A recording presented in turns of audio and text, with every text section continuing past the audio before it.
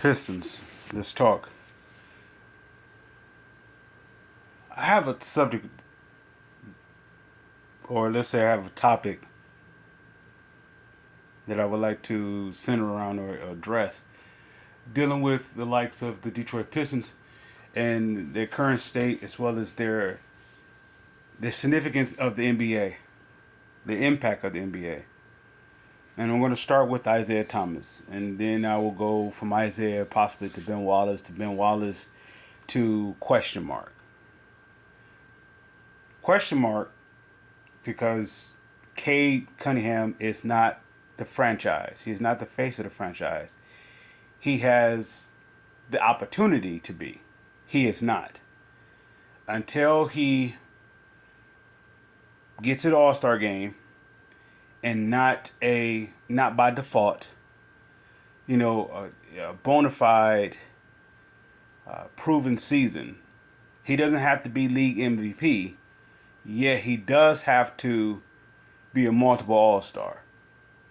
And once again, not by default, not by injury, not by somebody, choosing not to go or whatnot, not being an NBA player being snubbed in, or the committee pretty much feeling sorry for the Pistons and they want to put somebody in there, for the likes of them. None of that. He has to put up league noticing statistics. What I mean by that, statistics that counts by leading his team to winning. You can have all the numbers. You could average a triple double such as Westbrook, and he still is not acknowledged as such as the likes of Oscar Robertson. Why? Because with Oscar Robertson, when he averaged a triple double, he won titles. Magic Johnson, in that self-same liking when it comes to triple double, they consider Magic Johnson as the walking triple double because he won titles.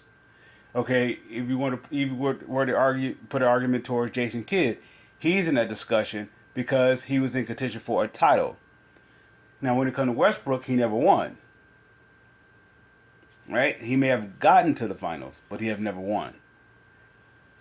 So Cade cannot just stand pat at, I guess you could say, out of proportion type numbers, or even to the point that where he is, even if Cade, let's say, outperforms his previous statistics, it still doesn't validate him, or even should even be in consideration for such as the face of the franchise until he becomes the face of the franchise. If somebody would say, well, his numbers says this, or somebody could say his numbers, if he was on a legitimate team, he could be an all-star, he could be this, but he's not. He hasn't led his team to anything. He hasn't led his team to, let's say, 40 victories. He hasn't led his team to, possibly 35 victories. He hasn't done anything to be the face of the franchise. Now, does this give him something to aim for? Yeah. So, if somebody were to say, well, he didn't have the right organization, or the management, everything was that has nothing to do with his performance. Well, the teams were collapsing on. The team was collapsing on Isaiah Thomas. The teams were collapsing on Ben Wallace. The teams were collapsing on Grant Hill. Right? The argument that I'm saying about for Cade is the very reason why Grant Hill is not revered as like on, you can say, the Mount Everest of Detroit. He doesn't fit it because he couldn't get them at least to the Eastern Conference Finals by himself. Somebody would say he can't do it by himself. Well, okay. Give me a superstar to play next to Isaiah Thomas. Right? Joe Dumars was not a superstar. Bill Laimbeer was not a superstar. Dennis Rodman was not a superstar. Rick Mahorn, Vinnie Johnson, Buda Edwards, James Edwards.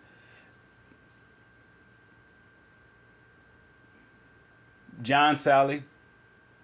Nobody was a superstar. Nobody. However, he had all-stars with him. Joe Dumars, Dennis Rodman, Bill Laimbeer. There was all-stars. Well deserving. Why? Because they were winning. But Isaiah started with nothing. Same thing I go with the likes of Ben Wallace. Ben Wallace started with nothing when he was here. Absolutely nothing. He had no all-stars. You could say Jerry Stackhouse was an all-star. That one year that he averaged, I think, close to 30 points a game. I think that was right before Ben Wallace got here. And then Rick Carlisle came that next year. And his numbers went down because the team shifted from making it one-dimensional about him to where he moved the ball. He get less shots, but his shots is more high percentage shots. That's, of course, they added the likes of Cliff Robinson, John Barry, Chucky Atkins. Let's see. Corliss Williamson, Zeljko Rabatra, and they had a team that can at least they had maybe 6 players that can give you 10 points or more. Does Cade have that? Does he have a team that can give him 10 points or more? He has Ivy, Duran. Speaking about last year, Ivy, Duran. I'm going off the top of top of the brain. Ivy, Duran. I want to say Stewart, but outside of that, who gave him 10 points or more? Right? Until he can get his players more involved. Until he figures out, that's actually the problem. Is going into his 4th year, 5th year, and he's still trying to figure out how to make his teammates better. In other words, he still haven't figured out how the league is playing him. So I cannot give him the franchise. He haven't his ability and skill set still haven't weaved the pathway where he can be Cade no matter what. No matter if his teammates is there or not. No matter if the opposing team tries to stop him or not. He still haven't figured it out. Ben Wallace figured it out. Isaiah Thomas figured it out. Grant Hill figured it out. Cade hasn't figured it out yet. So with that being said, I would say this is I understand. I see the pros and cons about giving Cade the extension. I'm against it because I didn't believe that he proved anything to deserve it. Somebody say, well, he had a all-star type numbers. Well, he wasn't an all-star. He hasn't been an all-star. Somebody say, well, he hasn't been healthy. What does that have to do with it? He hasn't been an all-star. How does he deserve this type of contract? See, that's what I'm talking about when it comes to being, based upon how the rulage is. If you draft it high, you get a increase when it's time to go up for an extension, not based upon your consistency, but based upon there's a scale, and as the scale goes up, you get paid. And I hear that, but Cade really hasn't done anything to legitimize that pay raise. Some people may say, well, he's a franchise player. He's not a franchise player. He hasn't been a franchise player. He has the opportunity to be a franchise player. They have given him the keys to make this team his. And all I hear is that Cade need more players. Cade need more help. Cade need this. Cade need that. Yet Cade still haven't demonstrated why he needs all that. When the team collapses on him, he does what? Turn the ball over. He still haven't figured it out. He still haven't figured himself out. He still haven't figured out how unstoppable he is. He's still going by what the teams give him. That's the difference between Isaiah Thomas, Ben Wallace, Grant Hill. And once again, I don't even put Grant Hill on that Mount Rushmore because he didn't get them to the East, at least the Eastern Conference Finals. I will put, of course, it's Isaiah Thomas and Ben Wallace. I will even put a close third. More than likely, you have an argument with two players. That's Bill Laimbeer and Chauncey Billups. I may put those two as one of those two as the 3 spot, or probably both of those together as a 3 spot on the Mount Rushmore. Then I could just give it to Cade. With that being said, let's move on to another topic of discussion, which will be Isaiah Thomas. Let's say his continuance of reiterating how he deserved to be on a dream team. Now, somebody may say, won't he give it a rest? Won't he let it go? If you've done so much for your respective field, and they fail to acknowledge you, they do everything in their power to renounce you and denounce you, to not include you, you will stand up for yourself. Yet at the same time, the people got to also understand this: the very self-same individual that made him the player that he was on the court is actually still in him. That's still who he is. All the accomplishments that he achieved from being undersized or being considered not, meeting the qualifications for whatever reason. If he was considered too black, if he was considered too short, if he was considered too this or too that, and not enough of this, not enough of that, he had to overcome the odds based upon what he's doing right now. The same thing what he's doing now is the same thing what he's doing as a player. No different. Now, if I were to, I want to say I agree with him in his stance on being on part of the dream team. I read an article that it said nobody wanted to play with him. Okay, nobody wanted to play with him. That has nothing to do with him being an all-star. So that individual says nobody wanted to play with him. I asked that individual who wrote that article, or any person that said they didn't want to play with him, or nobody wanted him on the dream team. My question is, why wasn't Shaquille O'Neal on that team? Why wasn't Shaquille O'Neal on that team? And that would be the very reason why Isaiah Thomas wasn't on that team. The very reason why Shaquille wasn't on that team, because you can't have that many colors represent the United States. And yeah, because it's political. It's total politics involved. It's going to be what it is. And that's the very reason why Isaiah Thomas wasn't on the team. He was considered too black, per se. So in other words, he has a voice to talk about. Okay, now when Michael Jordan speak, he doesn't speak on the behalf of being, or in the defense of being black, right? He doesn't speak on that behalf. He speaks upon himself.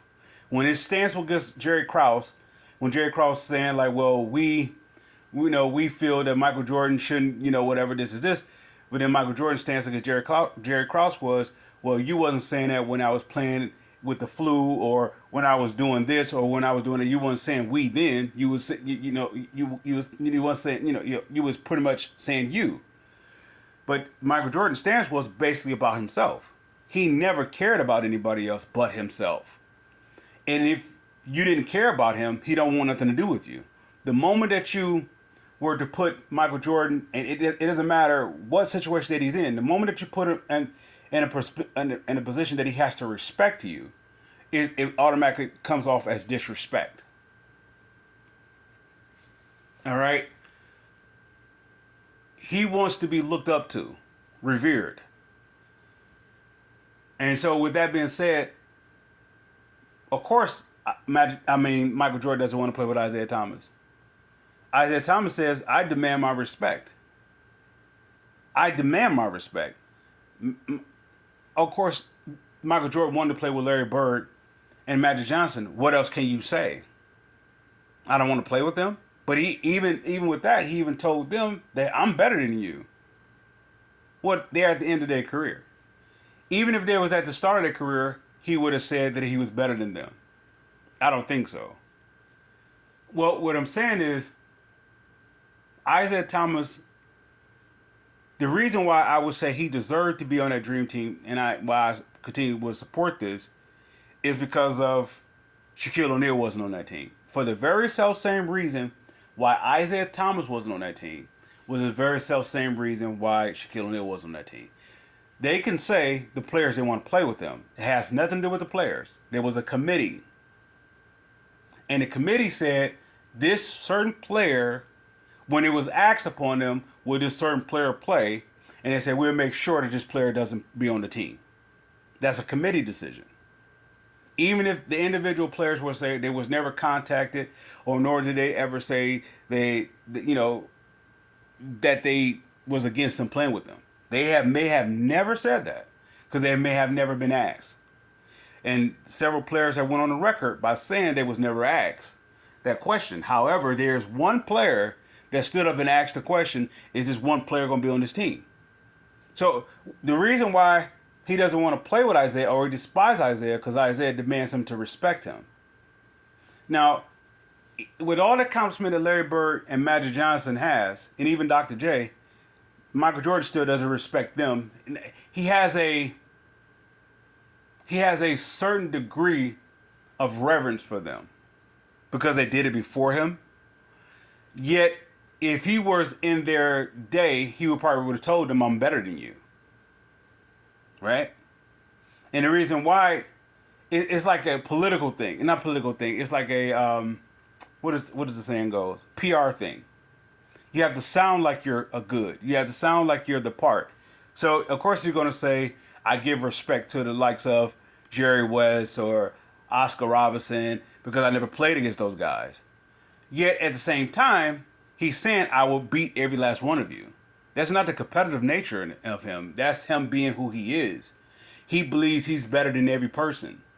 That's the kind of person that Michael Jordan is. That's not a, just mano a mano competition. That's just him honestly thinking that he's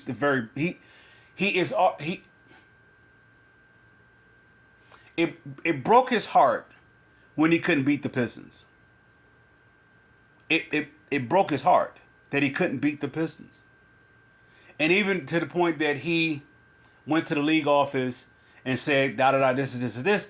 This is before he went to the weight room to bulk up, to get stronger and all that. That's all that PR spin. That makes him look good. But at the same time, the truth of the matter is, Michael Jordan couldn't beat the Pistons because he wasn't a team player.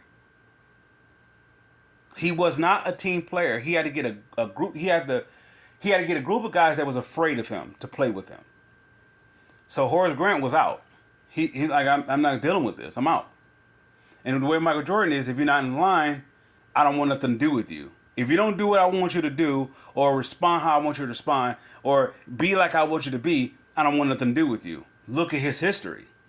So with that being said, he has a gripe against Isaiah Thomas. If he didn't, why would he say what he said on the Last Dance? Why would he allow Oakley to speak on his behalf the way he's speaking on him, or spoke about Isaiah? No, and the likes of Oakley, when it was said that Isaiah don't want to be his friend, Isaiah wasn't trying to be his friend. Isaiah just putting things in perspective like he has always had to do. No one will ever defend Isaiah Thomas. I mean, I'm not talking about no one as the fans. I'm talking about no one that's on that stage where the spotlight is on you and you have a voice where everybody can hear it. When they had the opportunity, they took shots at him. Right? When they was at their high mark and the spotlight was on them, they took shots at him. Scottie Pippen did it. Let's see, Karl Malone did it. A few other players did it. They took shots at him. So, of course, he's going to speak up now for himself. Because it's been balling for so long. It has to come out. Right? And now he has the spotlight to say it, and he's rightfully so. My question to the individual that would say nobody wants to play with him, but then why wasn't Shaquille O'Neal on that team? You cannot tell me he wasn't better than Christian Laettner that year. You cannot tell me he wasn't better than Christian Laettner. So much so, the players didn't even want to play with Christian Laettner. heard the interview of Magic Johnson was talking about they doing a 5-on-5 Michael Jordan team versus Magic Johnson team. They was picking their team, their teammates, and they said, well, nobody don't really want Christian Laettner. He could go sit down. Nobody really want to play with him. So the same thing with Isaiah Thomas. Well, then if nobody wanted to play with Christian Laettner, why was Christian Laettner on that team? You could not say that same thing about Shaquille O'Neal. You would not be able to say that nobody wouldn't want to play with Shaquille O'Neal. You can say Magic Johnson wouldn't want to play with Shaquille O'Neal, and you can say, well, Michael Jordan wouldn't want to play with Shaquille O'Neal. So why wasn't Shaquille O'Neal on that team? The very self-same reason why Isaiah Thomas was on that team. Right? So yeah, I stand with Isaiah with that, and I will always stand with him, and I will always stand with him when he make his his argument towards Michael Jordan. Michael Jordan he embarrassed him nationally. So if somebody were to embarrass you nationally or internationally, where the whole world can see, and not just embarrass you, saying like I beat your team or I beat your. No, he's literally directly, very specifically targeting Isaiah, calling him this. I hate him, and how would you respond to that? You could take the high road and let it go. But at the same time, the very same individual that made Isaiah that player that he became revered for being, even the likes of Michael Jordan saying you can't deny his talent. See, that's what I'm saying. He can't get out his own way. Michael Jordan's success, you could say it was well deserved in terms of his shoe deal. I don't know if that's, I don't know, and his accolades with his shoe legacy, and on the court, I want to say not so much. It was almost like the Golden State Warriors run. They didn't play against anybody.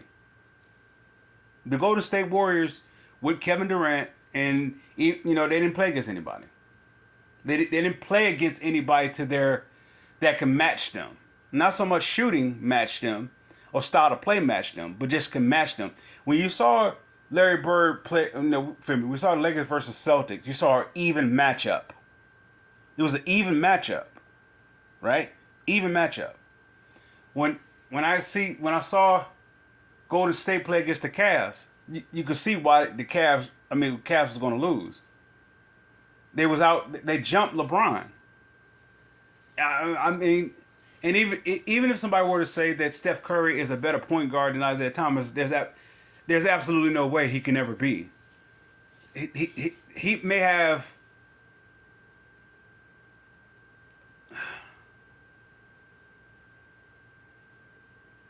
He may have revolutionized the game or expanded the game or a significance, something that was already done. He just, built on top of such Michael Jordan didn't create floating in the air. He took the likes of that from, I believe, David Thompson and Dr. J and a few others, right? He didn't invent it. He just continued it. That's all he did. And at the time that Michael Jordan did it, they could market it. The NBA went through, the success of what Magic Johnson, Larry Bird created. And, the world wanted to see it. Now they have this freak of nature, this new evolution. And if Dr. J, let's replace it. If Dr. J, let's reverse the times. If Dr. J was in Michael Jordan's time and Jordan was in Dr. J's time, Michael Jordan wouldn't get the recognition that he's documented of getting in his time frame, because the NBA wasn't really recognizable. It wasn't really shown on television that much. So I want to say Michael Jordan's popularity it is overhyped. Now people say, well, he did this and he did this, he did this, he did that, he's a defensive player, he did this, yeah. At the same time, I have to consider that he wasn't going up against anybody. He wasn't going to. The best player that he went up against, arguably, in his prime, at the time that he was at, let's say, at his prime and they was in their prime. You could say Charles Barkley and maybe Akeem Olajuwon, right? I couldn't say David Robinson. I couldn't say Patrick Ewing. I couldn't say, of course, John Stockton. He was doing Isaiah in them time. I couldn't say Chris Mullin.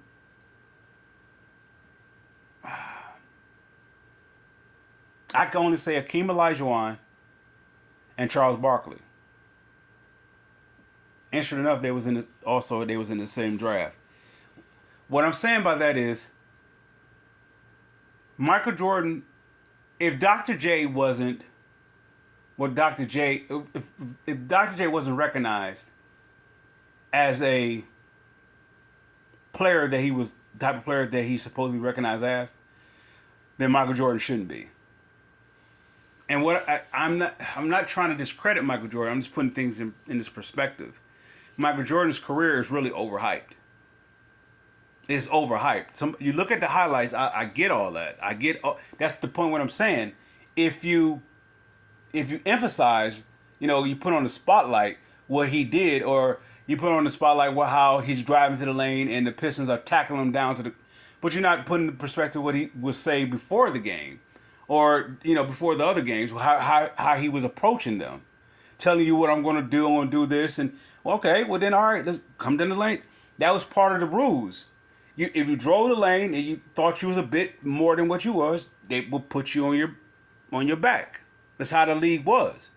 As Isaiah said it, he wasn't the only one that was getting fouled. Everybody was getting fouled. Nobody's making an argument when Dr. J is fighting Larry Bird.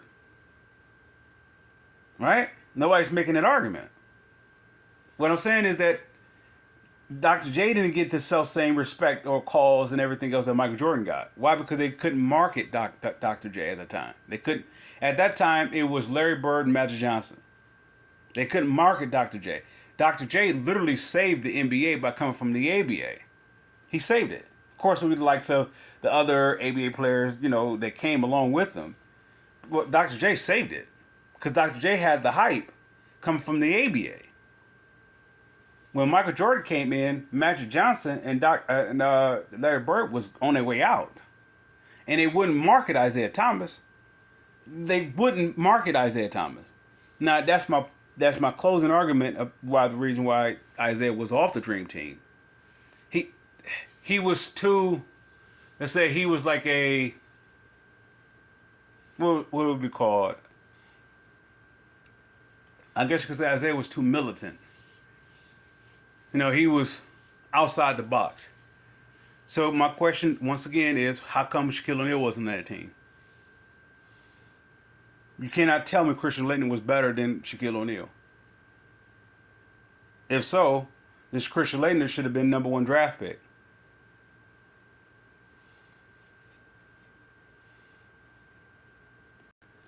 So Cade has a long way to go for being this franchise player for the Pistons. He's no more of a franchise player than the likes of Matthew Stafford was, or the likes of Grant Hill was. It's by default. Nobody else is there. But I want to say, closing in on him, he has, if given the opportunity to, and I'm not saying, in other words, if they're not held back by the franchise, Ron Holland, I want to say a Sar Thompson, and maybe even a Jay Ivey. All three of those players, I could see them being held back for the likes of Cade. They can market Cade, even though let me say it this way, they're doing their best to market Cade as like the face of the team when he's not the face of the team. He's Grant Hill. The difference between Grant Hill and Cade, Grant Hill carried the league. When the league was going down, Grant Hill carried the league. Him and Penny Hardaway, and then of course you could say there was a slew of others afterwards. The Iversons, you could say the Shaquille O'Neals, it was a slew of a lot of other, but who carried the league, who who made everybody come watch, nobody wasn't going to watch Shaquille O'Neal play. They was going to watch Shaquille O'Neal break a backboard. They wasn't going to watch Shaquille O'Neal play. When they was coming to watch, they was watching Grant Hill play. They was coming to watch Penny Hardaway play. I don't know if anybody's coming to watch Cade play. He hasn't stepped into that atmosphere where nobody else can stop me from doing what I do. No, regardless if you double team me, triple team me, if you collapse this, if you take away this player off my team, take it there. Nope, he hasn't got to that status yet. So he doesn't meet the route much more. This is the reason why I would say Bill Laimbeer and Chauncey Billups together maybe possibly be able to take that 3 spot of the Mount Rushmore. But even with that, that's in question. So far it's just 2. You have Isaiah Thomas, you have Ben Wallace. Now, my last and closing topic is about Detroit possibly looking after Marcus Morris. I would be overjoyed if they were to bring back Marcus Morris. I would be overjoyed. Yeah, he's a 3-and-D guy. Yeah, I get that. He's a veteran. Yeah. And it's not for the sake of Cade. Actually, it's outside the likes of Cade. What I like Marcus Morris when he was here, as well as I like him the second time around. He put me in mind of that Ben Wallace. He will outplay his contract. You can't reward that type of player. You can't reward those players enough. You can't. There's nothing you can do to best compensate them for what they do on the court. They just give you like this internal heartbeat, this internal effort that is like every franchise can need. Every franchise needs. Every franchise can have it. Yeah, he can shoot 40% at the 3-point line, or and everything. Yeah, he can do all those different things. He can play good defense. He can be tough. He's a veteran. Yeah, I get that.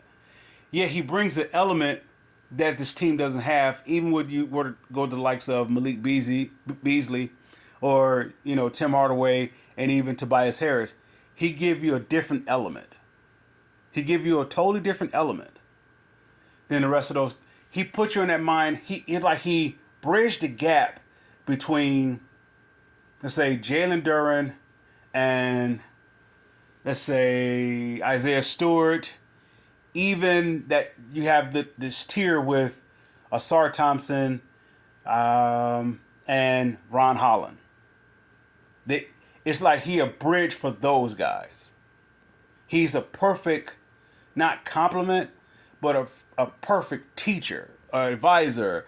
Let's say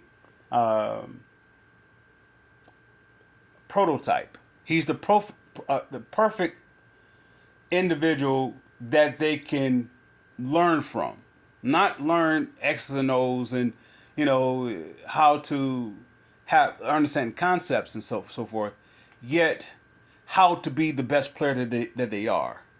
He's in their type of tier.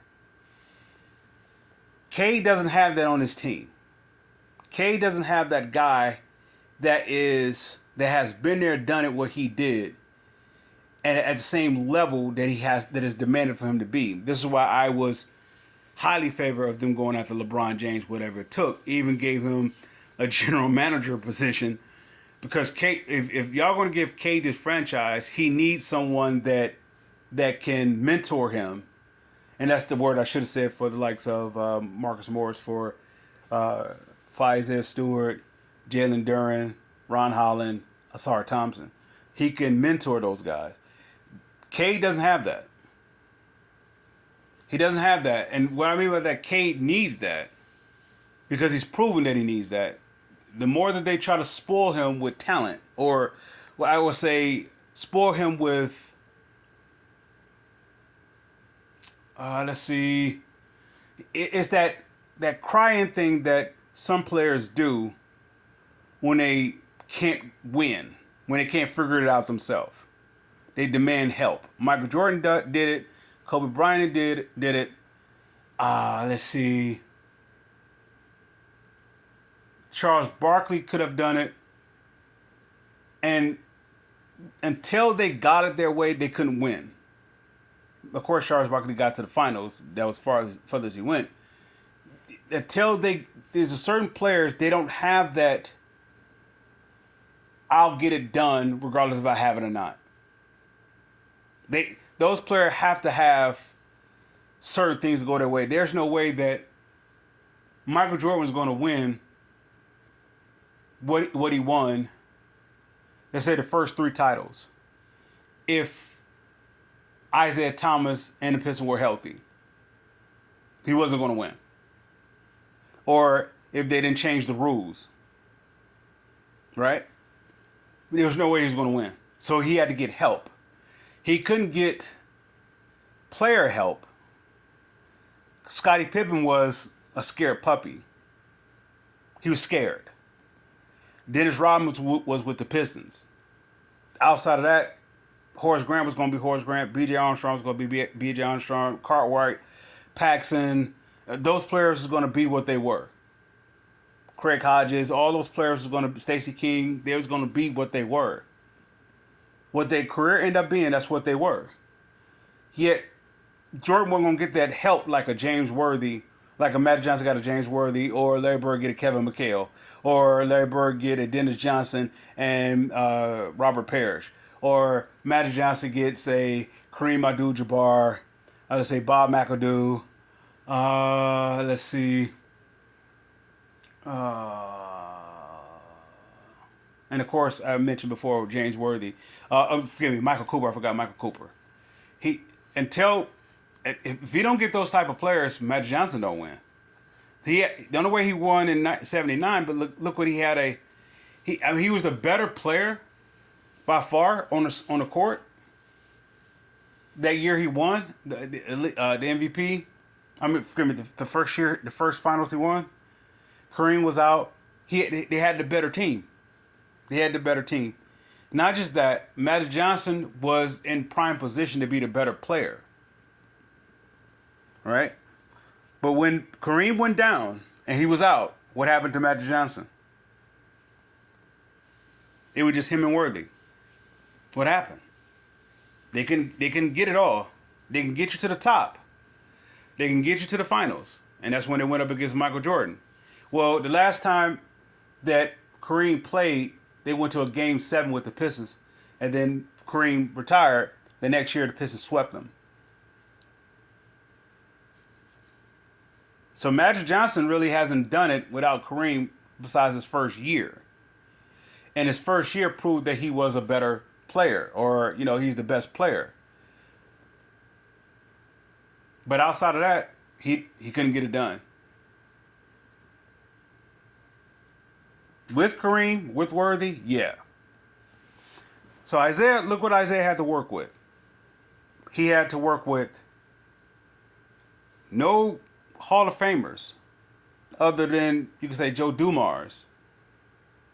You could say Dennis Rodman, but Dennis Rodman was like a split Hall of Famer between the likes of, a combination of different teams, with the Pistons, the Bulls, even a stint with the Spurs.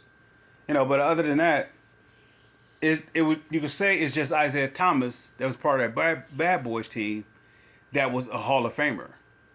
Magic Johnson was playing with Hall of Famers. Hall of Famers. I mean, he was playing with Hall of Famers. Not Magic Johnson. I mean, not Michael. If I said Michael Jordan, I meant to say Magic Johnson. Magic Johnson was playing with Hall of Famers. There was no way that Michael Jordan and his 91 Bulls, that was 3 repeats.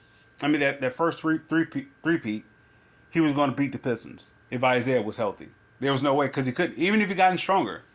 Without them changing the rules, the game was physical before Michael Jordan came in the game, and all of a sudden they want to change the rules when Michael Jordan is being showcased. That's the pop that lets me know that it was a two-headed monster between the committee and Michael Jordan that didn't want Isaiah to play. They could throw in quotations that Karl Malone or Scottie Pippen or this player or that player didn't want to play with them. None of those players doesn't matter, because Michael Jordan could easily say, "Well, I wouldn't play if none of those players are playing." So, but what I'm saying is, if Michael Jordan, who is the face of the league, because the league can endorse him. The league can promote, not endorse him. The league can promote him internationally. Yeah, if he says that, and the committee didn't want Isaiah because Isaiah was the militant, right? So why isn't Shaquille O'Neal on that team? The very self-same reason why Isaiah Thomas was on that team. They were both too black.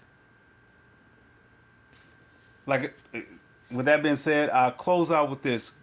Marcus Morris on this team would get the Pistons to the playoffs. That I still say the Pistons are going to get 41 wins, but it would be solidified definitely with the 41 wins. And if they were to get Marcus Morris and a 7-footer, let's say for the likes of, I think it was Motor City Sports Talk that brought this player to my attention.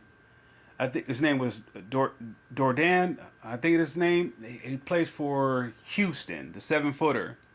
If the Pistons were able to swing a deal to get him, they would solidify that 41 mark, and they will now with an addition with that 41 game winning, 41 games of winning, they will solidify their spot in the playoffs with those two moves. If they were to bring in Marcus Morris somehow, and I want to say his name was Gordan. I'm drawing a blank with his name, but he's from Houston, the 7-footer. I think he's an international player. If they're able to get those two players in with his current team now, the Pistons would be a top 5 Eastern team. That's heavy to say when you have Milwaukee, you have Boston, you have Miami possibly, you have Philadelphia, you have New York. Let's go this way. New York, Philadelphia, Boston. Those 3 pretty much are solidified spots. And then everybody else is jockeying for the rest. But I would say if they get those 2 players, they will be a top 5 team. Top 5 team. They would win a playoff series. No, they were going with the 5th seed would go up against the 4th seed. So I don't know. It would be a tussle. They probably would lose. What is it? Best of 7. First round is what? Best of 7. I don't know how the format is. If so, the Pistons would probably lose.